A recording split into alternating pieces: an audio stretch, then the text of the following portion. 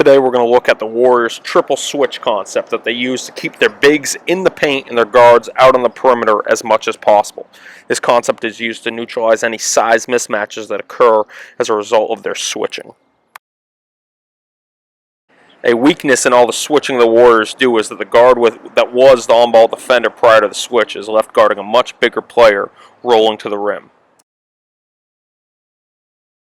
The Warriors negate this advantage for the offense by having whichever big not involved in the screening action move to the paint to take on the roller, while the guard sprints out opposite to switch on to that big's man.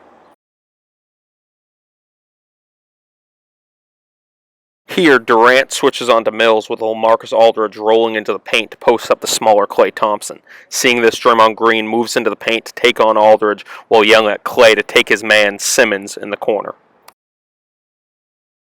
Now when Aldridge does catch the ball in the paint, it's against Draymond Green, much bigger than Klay Thompson and one of the better post defenders in the league.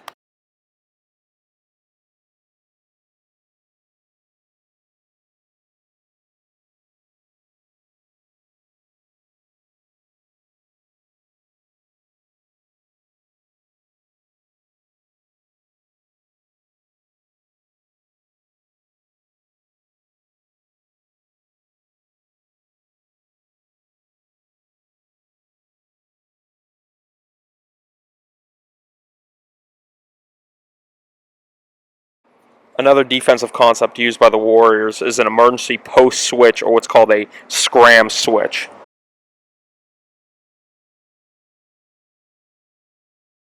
This scheme is utilized when a Golden State Warriors guard is caught in a size mismatch off a switch with a big attempting to post him up.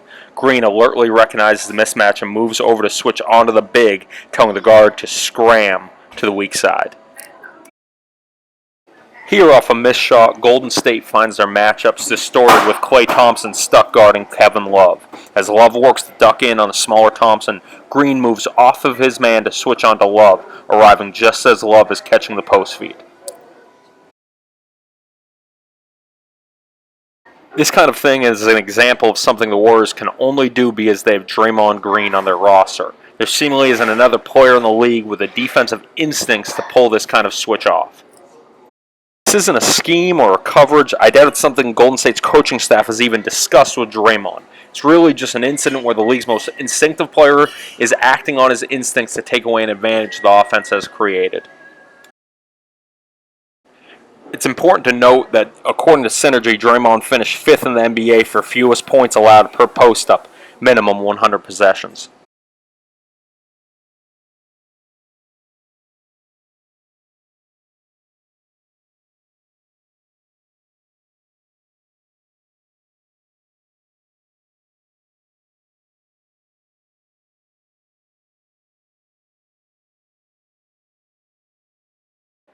The first two clips are examples of Golden State's regular ice defense coverage. As the screen is called out, Durant jumps to the offense player's high side and to keep him on his side and not let him use the screen. Rather than sprinting out to hedge the screen, Green waits underneath the ball and as the ball is passed out, returns to guard Aldridge. Now here's an adjustment the Warriors have within their ice package to use if the big setting the screen is an adept mid-range shooter. The coverage starts with the guard and the big keeping the ball on the side and not letting the guard use the screen, just like in traditional ice coverage. But now, on the guard's first dribble inside of the three-point line, the Golden State guard, McCaw in this clip, peels back to switch onto the screener.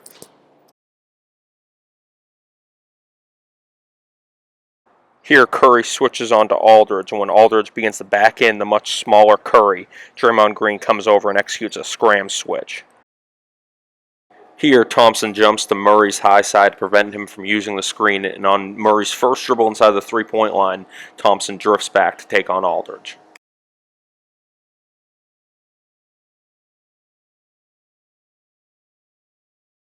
This strategy is used to neutralize the shooting ability of a screening big. You saw Golden State go to this a lot in games 3 and 4 when LaMarcus Aldridge was the screener. This year's playoffs was not the first time Golden State used this strategy against Aldridge.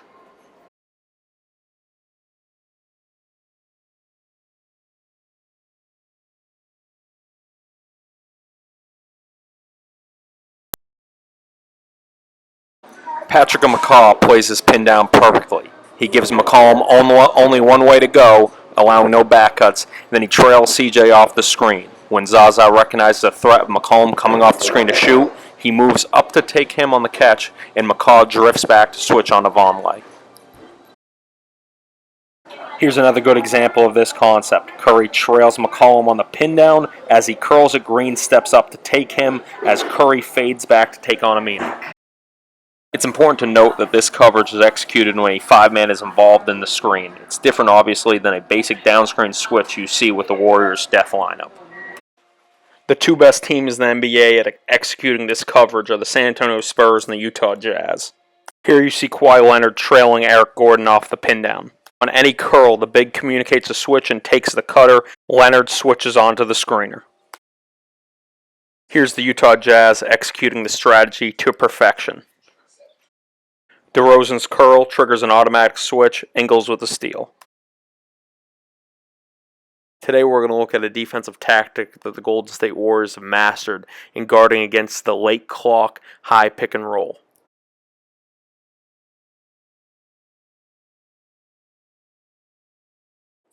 In this play during the 2015-16 season, the possession begins with Maurice Spates guarding Al Horford, but when Horford sprints up to set the high pick and roll, Leonardo Barbosa switches onto him, so when Horford sets the screen, he can switch onto the ball handler rather than Mo Spates.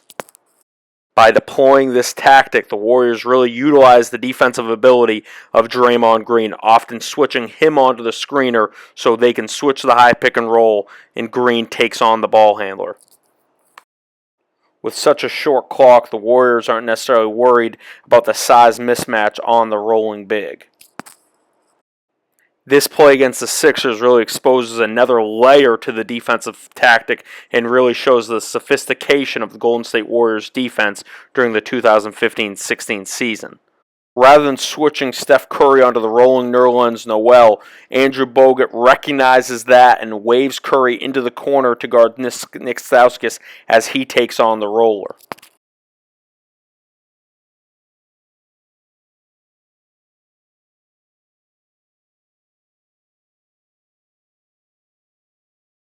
In typical Popovich fashion, the Spurs unveiled a counter to this strategy on the opening night of 2016-17 season.